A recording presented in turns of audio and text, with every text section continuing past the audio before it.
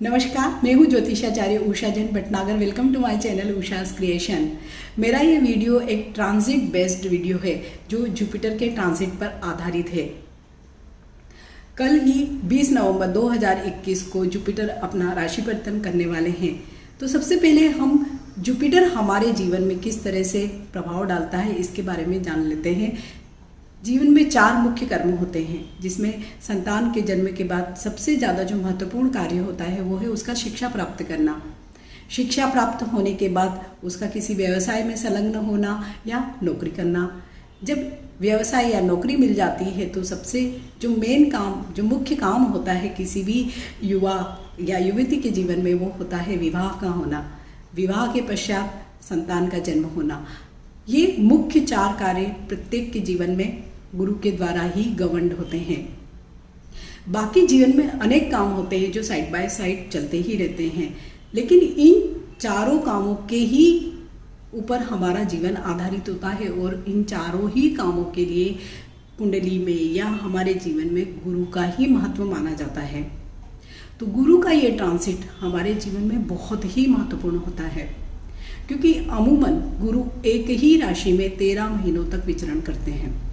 जब भी कोई स्टार इतने लंबे समय तक एक ही जगह, एक ही राशि में विचरित होते हैं तो अपने शुभ अशुभ फल अवश्य ही देते हैं। गुरु हालांकि एक बहुत ही सौम्य ग्रह है, लेकिन फिर भी आपकी कुंडली में गुरु किस अवस्था में है, किस गोचर में अभी भ्रमण कर रहा है, उसी के अनुसार आपको शुभ अशुभ फल प्राप्त होंगे।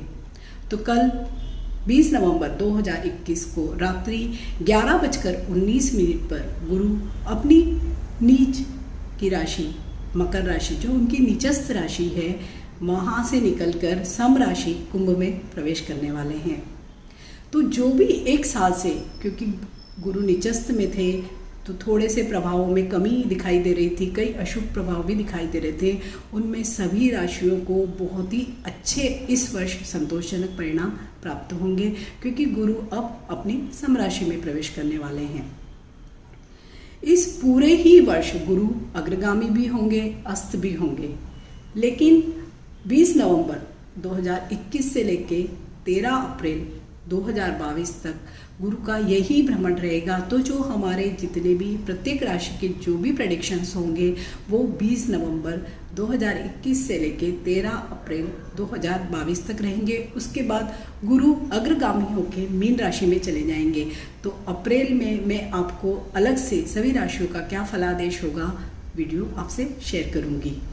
20 नवंबर से लेकर 13 अप्रैल तक गुरु 3 नक्षत्रों में भ्रमण करेंगे। सबसे पहला जो नक्षत्र होगा 20 नवंबर से लेकर 2 जनवरी तक का जो समय होगा वो होगा घनिष्ठा नक्षत्र का समय, वो उसी में गोचर करेंगे। और घनिष्ठा नक्षत्र का स्वामी है मंगल। तो गुरु व मंगल में मित्रता होने के कारण सभी राशि के सभी लोगों को अच्छे शुभ फल प्राप्त होंगे।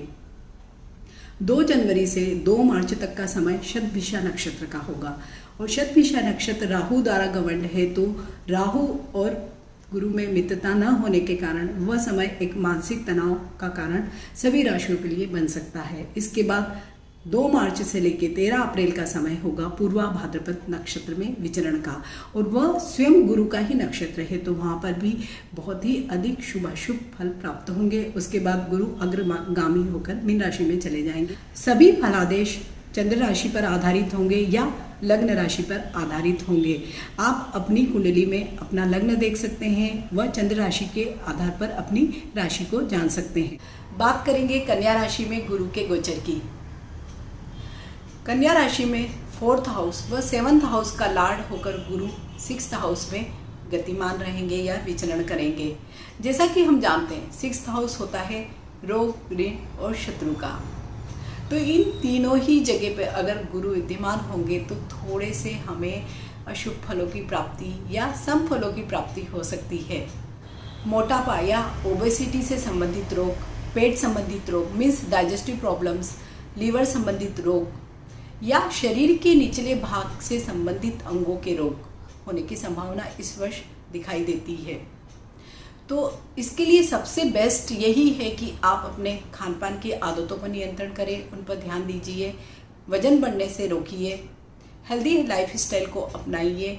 और अगर कोई भी आपका प्रॉब्लम पहले से ही चल रहा है या होता है आगे, तो उसे इग्नोर न करके तुरंत ही किसी भी डॉक्टर की आप सलाह लीजिए। तो आप किसी भी प्रकार के बड़े रोग से या बड़ी प्रॉब्लम से बच सकते हैं। जैसे कि हम जानते हैं कि 6th हाउस होता है रोग ऋण शत्रु का घर। तो इस वर्ष पूरे ही आप बैठे बिठाए किसी से शत्रुता मोल ले सकते हैं। तो इससे बेहतर है कि आप किसी भी के मामले में बीच में ना पड़ें। वाणी पर अपनी नियंत्रण रखें, बोलचाल में सावधानी रखें। किसी भी प्रकार के डॉक्यूमेंट्स या पेपर्स पे साइन करने से पहले ज़रूर उसे पढ़ लें, उसे देख लें, निरीक्षण कर लें, फिर ही साइन करें। तो किसी भी प्रकार की इस तरह की घटनाओं से आप अवश्य बच सकते हैं। लोन जहाँ तक हो सके टालिए, लोन मत लीजिए, क्योंकि इस पीरियड में अगर आप लोन लेंगे तो हो सकता है कि उसे रीपेमेंट करने में आपको बहुत परेशानी हो। कोई भी अगर आपने किसी को लोन दिया हुआ है तो उसके भी वापस आने की संभावना इस वर्ष थोड़ी सी कम ही दिखाई दे रही है। मीन्स 6th हाउस का गुरु रोग ऋण शत्रु की तीनों ही चीज़ों से थोड़ी सी आपको परेशानी में डाल सकता है। लेकिन यही गुरु की 5वीं दृष्टि पड़ रही है आपके कार्यभाव पर, तो यही कार्यभाव 6th हाउस से जो भी नुकसान होगा उसको बैलेंस करने का काम करेगा। मीन्स आपको अपने कार्य क्षेत्र में नए अवसर मिलेंगे।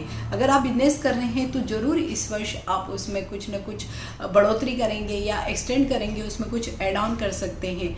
इसके अलावा अगर आप नौकरी कर रहे हैं तो नौकरी पेशा वर्ग के लिए भी यह वर्ष अच्छा ही रहेगा। जो भी आपके सीनियर्स हैं या बॉसेस हैं तो उनके साथ भी आपके संबंध बहुत अच्छे रहेंगे। स्पेशली जो गवर्नमेंट सेक्टर में है उनके लिए वर्ष अच्छा रहेगा कार्य की दृष्टि से।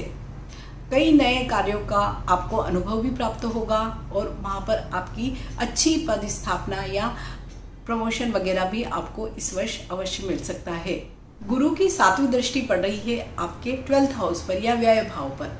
तो अनएक्सपेक्टेड एक्सपेंडिचर्स होंगे, व्यय होंगे, जो हो सकते हैं बीमारियों पर या कोई भी मेहमानों पर या इस तरह की घटनाओं पर व्यय होगा जो बिल्कुल ही अनएक्सपेक्टेड होती है। कुछ मांगलिक कार्यों पर भी आपका व्यय हो सकता है, लेकिन आप पैसा तभी खर्च कर पाएंगे जब आपके पास पैसा होगा। तो इसके लिए गुरु की जो 9वीं दृष्टि पड़ रही है वो पड़ रही है धन भाव पर या लाभ भाव पर। तो जितना पैसा आप खर्च करेंगे उतना ही धन भाव या लाभ भाव से आप इनकम या कहीं से भी जनरेट भी इनकम कर पाएंगे। तो जो आय और व्यय का जो भी भाग होगा वो लगभग बराबर ही पूरे वर्ष चलेगा। बचत नहीं होगी, कहीं निवेश नहीं होगा, लेकिन जितने भी आपके खर्चे हैं वो रुकेंगे नहीं। सारे ही काम आपके बनते चले जाएंगे। धन की कमी से कोई भी काम आपका रुकेगा नहीं। पूरे ही वर्ष थोड़ा सा पारिवारिक तनाव रह सकता है, अतः जहाँ तक हो सके मनभेद व मतभेद टाले। अगेन वाणी पर नियंत्रण रखना बेहद जरूरी है किसी भी प्रकार के मतभेद को टालने के लिए।